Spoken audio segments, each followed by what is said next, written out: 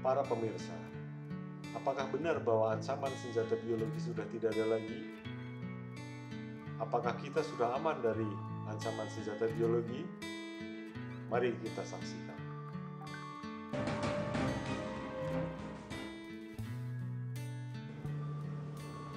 The threat of biological warfare seemed to be over. But it was an illusion. A decade or so later, suspicion arose that the Russians had not really given up their program. Then in 1992, Dr. Ken Alibek, a key Russian scientist, defected. Western governments discovered the truth. In the 20 years since the signing of the treaty banning biological research, Russia had secretly developed new biological agents and built up a huge germ warfare arsenal. Any possible agent, biological agent, that could be valuable for testing and applying in future biological weapons would be tested, would be developed, and would be turned into weapons. Alibek worked at the Stepnogorsk plant in the desolate region of Kazakhstan. We now know that at this and other sites, the Russians worked on all aspects of biological weapons. They made organisms that survived better and dispersed more effectively. And it is thought they perfected ways of delivering the agents at long range. For example, loading them onto missiles.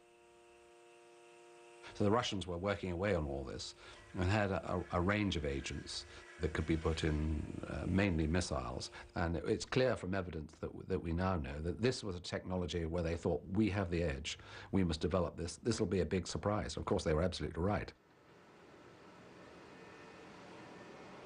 The Russian program created an army of scientists with supreme knowledge of biological weapon technology.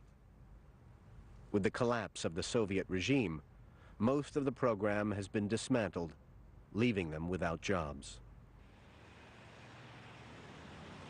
My colleagues, a lot of them now are unemployed, and they've got nothing in many cases just to feed their families, their children.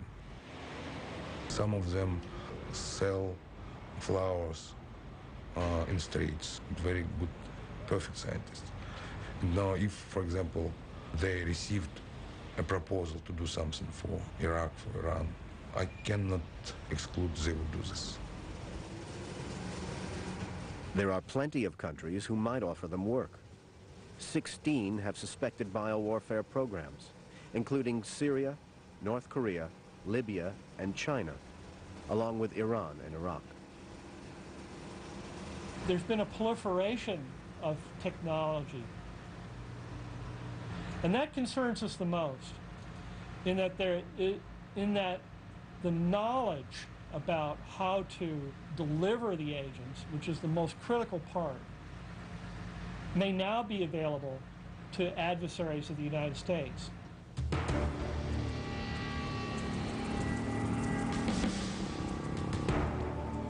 We don't know if any of the Russian secrets have yet leaked into Iraq or Iran.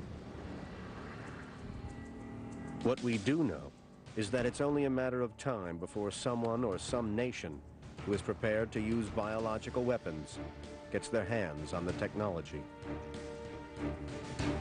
The urgent question we now face is how we can defend ourselves.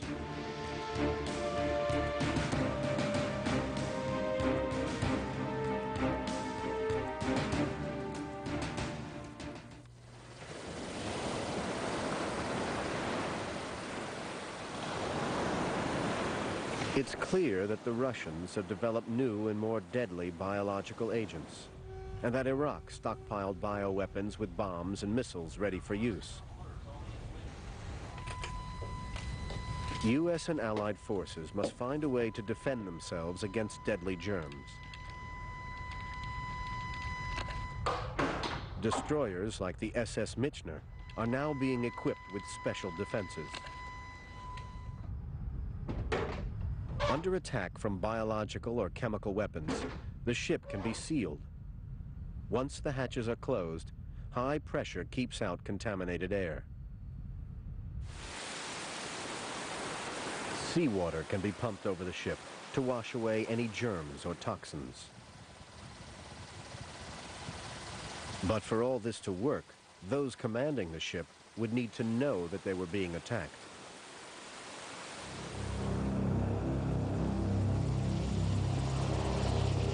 Okay, I got the target. Coming down. That time. Your laser is armed, sir. Germ agents are an enemy you can't see or hear.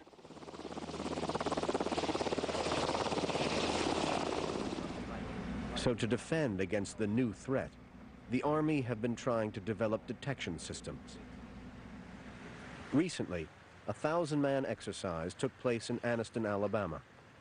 Troops learned what they would do if facing an enemy armed with deadly germ weapons. A key part of the exercise was to use these vehicles, which contain a detection system called BIDS, the Biological Integrated Detection System.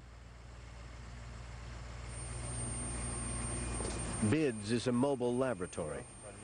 The idea is to set it up behind front lines where it can check continuously to see if there is anything suspicious in the atmosphere. Outside temperature is 73.1 degrees. Wind direction is at 70 degrees. Inside the cramped interior, air is sucked in and analyzed to see if it contains living organisms. If so, they are tested with antibodies to determine which viruses or bacteria are involved. Closely guarded and hidden by camouflage, BIDS is capable of identifying many germ agents, but currently it takes an average of 30 minutes to do so. A long wait, during which troops are left dangerously vulnerable. If in fact you have to wait on the current detection systems, they take anywhere from 15 to 45 minutes, which means that cloud has traveled in that 15 to 45 minutes over a portion of our soldiers, and they've been exposed.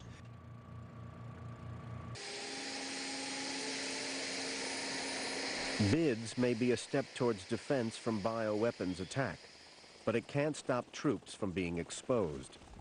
Early warning is needed. We need to have long-range systems in the military because the sooner we know, the sooner we can put our warfighters into protective posture.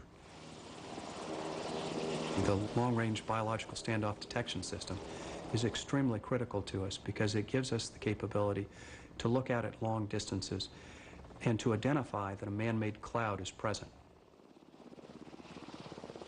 The long-range system called LiDAR can rapidly detect unusual clouds, but it can't tell what a cloud is made of. It could be anthrax, but it could also be pollen or some other organic material.